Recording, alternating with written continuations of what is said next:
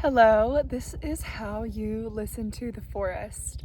First, one must come into a practice that brings you into the center of yourself and into your heart space. To be able to have a vessel that is open enough to receive the information from the forest, I'm sorry, I'm very shaky. I'll rest my hand on my knee. You will perhaps have to do some energetic clearing, heal your past trauma, and let go of any resentment and pain within your own being and in your own heart. I know that sounds like a lot, but you can go to the forest and to the land around you and ask for its support. You speak to the forest and all of the beings here as if they are another person standing in front of you. And so there are many different ways people receive the forest through their being and the information that you can get from them. Sometimes some nature isn't really interested in interacting with the human world, and some land you may be on is interested in speaking to you and helping you. And I believe that there is kind of a divine sequence of events when you begin to open your being to the subtlety of nature around you. And when you tap into this ability to speak to nature, it's your ability to be open to nature. It doesn't necessarily have to do with whether or not you are communicating back. It's about being able to open yourself to being humble enough in yourself and your own heart to receive the information, and as well as to humble yourself into the wilderness, to the wild, which also is related to the wild feminine. A lot of people are very linearly oriented in their minds, and they are very trapped in their own beliefs that aren't necessarily in alignment with the true nature of humanity. This is why so many people are sick. This is why there is so much corruption and greed on this planet. So there are many ways of viewing reality before you perhaps can be open to the forest. But if you are a human being with a beating heart and you want to talk to the forest, it is your divine right to be open to nature. And you have to learn to let go of stimulating the mental landscape, because when you stimulate your mental mind, you are stimulating the musings of the ego. And the ego isn't a bad thing, but the ego keeps us us contained and safe, our false sense of safety in the self. And the false sense of safety in the self keeps us stuck in patterns and loops and cycles. So that's why when we change and we transform, many times you experience an ego death. Because you have to, the part of you, your psyche has to let die the parts of you that aren't you. And when we have used our mind and our mental capacity to cling to these people, these situations, these jobs, these beliefs that have been conditioned to be what we think is right, which is often what is harming us. Comfort does not equal safety. Comfort is an illusion. Life is a pulsating, birthing, and dying continuously every single second until the end of time. Babies are being born, mothers are howling in the night. We lose ones that we love. when we simply cling to comfort, we are going against what nature is. So the forest will humble you. So how to speak to the forest after I got all of that out of the way. All this information I downloaded from nature the other night. I've been going through a huge spiritual initiation in my life from heartbreak, and it has really opened me up to the world. It's been incredibly heartbreaking. Heartbreaking is not even the right word. It's more of a heart opening. Every time I get my heart broken, it's a deeply heart opening. And it's almost like I can hold more capacity for love and pain.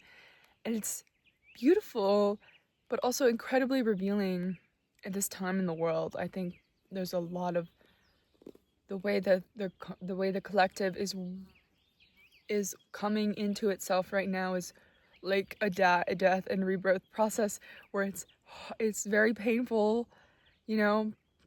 Birth is painful, however, it is also static. I don't know if that made sense. If you resonate with this, if you are following the words that I have from my voice, then welcome. When you have a practice that can bring you into the center of yourself, what does that look like? It looks like cultivating moments of stillness and silence, any way that brings you there. Any way where you are able to clear your mind through meditation or yoga. When you are practicing a true yoga practice, when one is in a true yoga practice, it is about calming the activities of the mind, and then on the other side of that, you are able to get into flow state. I simply return to my breath in moments of overwhelm. Does this cure me? No. But does this create a landing place? Yes. Always return to your breath. When you feel like you are spinning out, if you're disassociating, if you feel out of your body, if you feel lost and scared, breathe.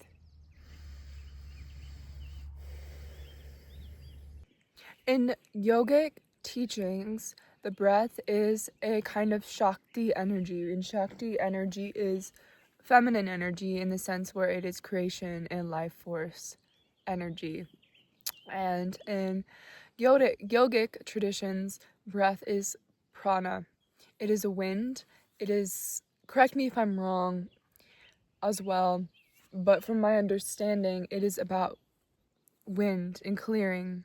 The breath is clearing. It is a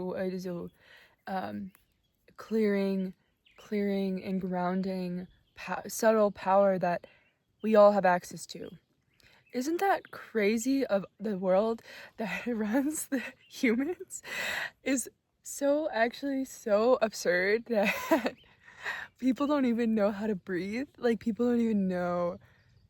And like, even you're talking about spiritual ways about it, it's like you connect to your breath, connect to your power. It's like literally not that deep in the sense where it's like you breathe and it grounds you. But it's absurd that even that simple awareness has been stripped from us. I wasn't taught how to be present. Nobody taught me how to heal myself. Nobody taught me how to take a deep breath. I didn't learn any of these things as a child. We have to teach ourselves, almost. A lot of us have to teach ourselves. A lot of us are on the path of liberation. And we need to teach ourselves these things that help us to be connected to the world around us. The breath is a nourishing energy. Feminine energy is nourishing energy. It gives us life, it fuels us, it sustains us, and as does the land around you. It is giving you information and knowledge. Even though we don't tend to the land like we used to, our hands aren't really in the soil. Many people have forgotten the names of the plants that they're around, the beings that live there. We don't see it as a living, breathing thing. People see it as purely a biological, mechanical process life is. Life is not simply a biological, mechanical process. In indigenous cultures all around the world, life is a pulsating, breathing, energetic experience, spiritual experience, life is. Even in modern studies, this is proven, when you breathe, you are regulating your nervous system. You are taking your body out of a parasympathetic state into a sympathetic state, aka out of survival mode, so fight or flight, into a rest and digest, where your body can actually process your life, you process your experiences. And when we can be open to nature, this is the state we need to be in to receive nature, is in a state of rest and digest. It is in a receptive, discerning state when we can be aware of the world around us. And there are many more examples for one to come into a state of centeredness within. And however you do that, I do not know. I never want to tell people the way. I never want to say this is the way. But I do want to explore different layers of the unseen world. I have been exploring layers of the unseen world and communicating with nature for a long time now, and I've had many experiences with divinity and consciousness, and I just want to share my experience and hopefully help others along the way that are on the path seeking answers, and realizing that they are already whole, that you already are everything, that reality is an illusion, and you are infinite consciousness, you are infinite love, you are infinite light. And I think from my experience with communicating with the natural world is that coming into the light body, coming into wholeness within ourselves, and connecting to the divine light of Christ, the divine light of Jesus, the divine light within the mother, within the womb, within the void, is how we can elevate the collective consciousness on the planet and serve our purpose. Serve whatever purpose we are meant to do. When we can heal ourselves, we can show others how to do the same. And I have been running, or I have been coming into that realization for a long time. I've used my healing power, my healing energy, my understanding, my love in a lot of the wrong places, because I didn't know what this power was, and it was quite inverted and distorted. And now, since I've been meditating and coming into union within myself, the flow of life that is coming out of me is almost like I go into these states of trance where I just walk and I just go, and I know I have to do something and allow it to be what it is. When we are in our mind and the activities of the mind, we don't know how, we are always musing the logical senses, which is fine. Logic is important. However, if you are a creative person, you need to give space and learn how to feel safe in the chaos of life. Learn how to be safe in your creative process. If you are neurodivergent, autistic, ADHD, BPD, OCD, you have these obsessive compulsive behavior. That's what OCD is, isn't it? Or you have any sort of, I thought I saw something. If you are having any sort of dysregulation or perceived dysregulation, there's nothing wrong with you. You are not broken, okay? You have gifts. You have gifts and love and light to share with the world that the system has oppressed out of us, because people like us, we see things clearly, we see things deeply, and we feel deeply. And this is our humanity. Fuck. This is our humanity. And I will fight for the humanity of Earth, because I am also human. I will not succumb to numbness, succumb to lower my voice, because my voice is divine. I am divine. Everything I create is divine. I am a child of God, and I will not stand down to make other people in the room comfortable, to make authority figures comfortable. I will speak the truth, and I will learn how to be safe in myself. I will learn how to be forever focused on the inner light in all moments, wherever I go, where I'm never extending my light, my source of power outside of myself. This is the path. This turned into a lot more. This is turned into so much more than a nature communication video.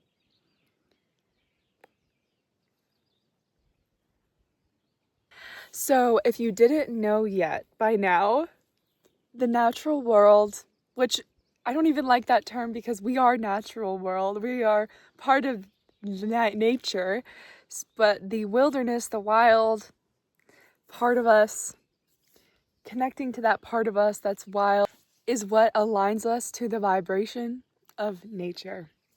So this world, hello, is profoundly sentient. It is profoundly sentient beyond our present conscious awareness. And I'm here to tell you that.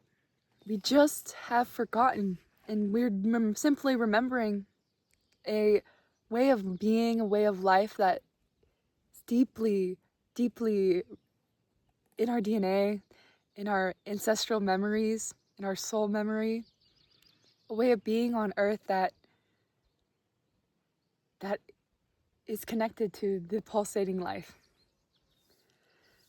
So I think I'm going to stop the video here, and in my next video I would like to share how I walk into nature, how I communicate with nature.